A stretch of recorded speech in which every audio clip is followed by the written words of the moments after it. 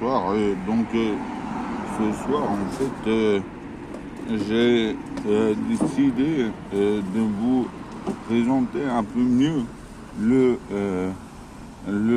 cycle dans lequel je m'engage au niveau des études sur la corruption, parce que, voilà, ça me fait penser... Mais ça me fait penser à mon ami Philippe Pasco, qui est président de l'association Anticorps, enfin qui a cofondé. Du coup, il doit en savoir un bout, mais moi, voilà. Donc, je vous ai exposé, je crois, ouais, l'histoire des H&M de Paris, qui avec Balkany et tout le bordel. Donc, dès qu'on cite le nom de Balkany, voilà, c'est sûr que c'est le bordel. Et donc, enfin, je vous détaillerai peut-être mieux une prochaine fois.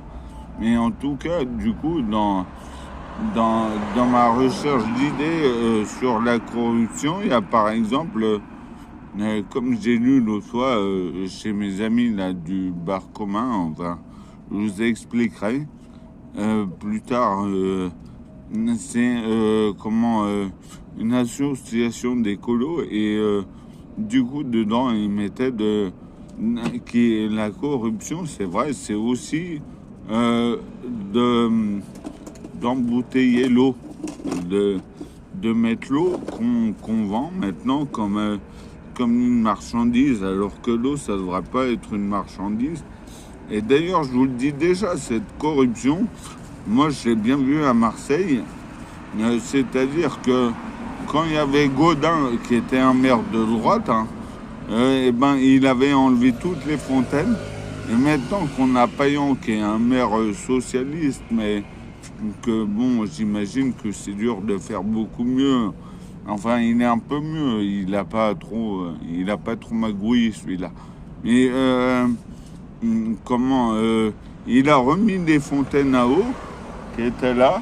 Donc par exemple, on a une fontaine en plein milieu de la rue, c'est improbable, mais bon voilà, sûrement qu'il y avait des tuyaux, mais du coup il l'avait enlevé, Gaudin, lui il l'a remis, donc c'est déjà pas mal. Mais ne serait-ce, toujours est-il qu'ils embouteillent l'eau et que quand tu crèves de soif dans la rue, apparemment tu meurs, ça gêne personne parce que ils préfèrent te vendre de l'eau en bouteille. Je trouve ça honteux.